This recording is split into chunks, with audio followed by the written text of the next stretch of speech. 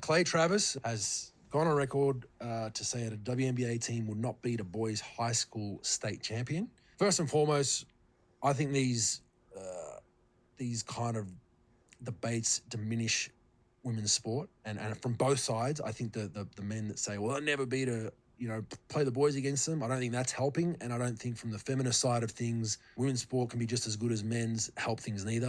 I just want to put that out there. I think both sides are culprits of this. Former NBA big man Andrew Bogut ripped into Outkick founder and right-wing grifter Clay Travis for saying, a good state championship caliber high school boys team would smoke the best team in the WNBA. I would bet my entire savings in the bank that the boys' high school team would beat the WNBA team. Would I like to see it? Sure, I'd like to see it, but I think just it diminishes what women's sport is. And here we agree. Just remember, we're hearing hot takes from this guy. Simply, this is what Travis does and what his audience demands of him. It's what they give him money for. It's what they sign up to simply coincide with and have those ridiculous thoughts validated. Sadly, Travis has secured a $1 million commitment from an offshore sports book for the winner of the game between the Las Vegas Aces and the high school boys team of his choice. The 2023 WNBA champs have not responded, nor should they. But can they beat the men is such a tired trope in women's sports. Granted, Travis is dressing it up with a $1 million kicker, but it's not like WNBA players have never played against men. In fact, the WNBA has used all-men practice squads for years. One person of note stood up to Clay Travis, and that was Chicago's own NBA point guard Patrick Beverley, who said this on his podcast. I don't give a blank what he says. They are way more physical than men.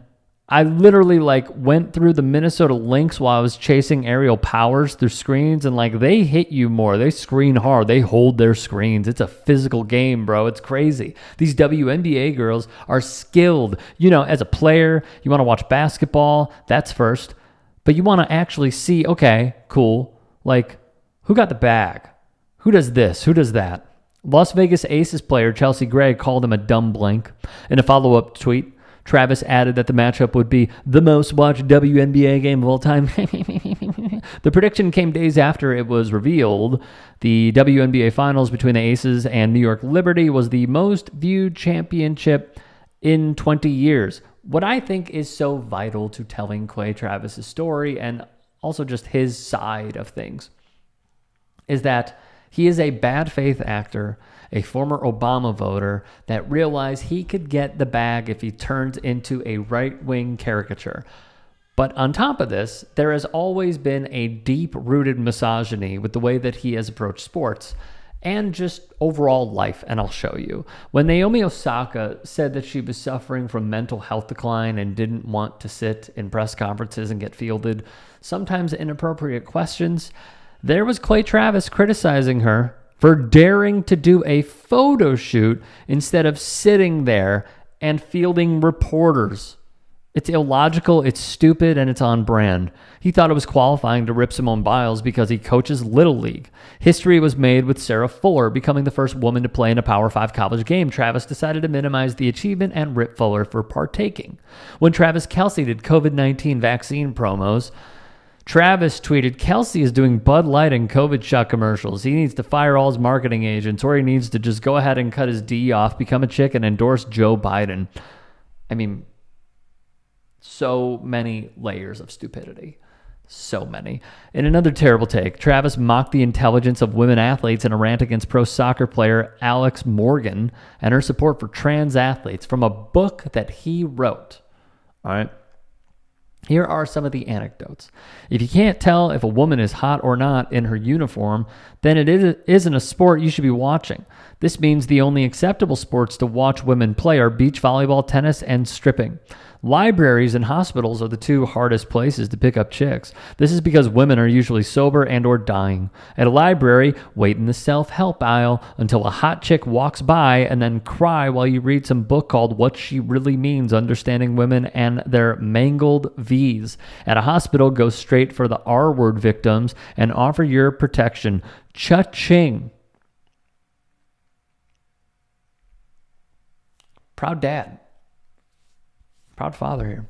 A woman's self-esteem is like a roller coaster. The faster it drops, the more fun you have. As satisfying as that thwop sound is, refrain from slapping your meat across a girl's butt. Her forehead is a much more fulfilling target. Who would put this out there, man? After asking your woman for the 875th time, what's the matter, without getting a response, you are entitled to dash her head on the fireplace. Just kidding, that would stain the carpet. If you lie to her, you get yelled at. If you tell the truth, you get yelled at. The lesson here is to never speak to a woman unless you need something. Anything else will get you in trouble. It is a sad, sad truth. And when a man gets home from work, all he wants is to drink beer, watch the game, and get a blow blank. When your woman gets home, she wants to talk on and on about her day.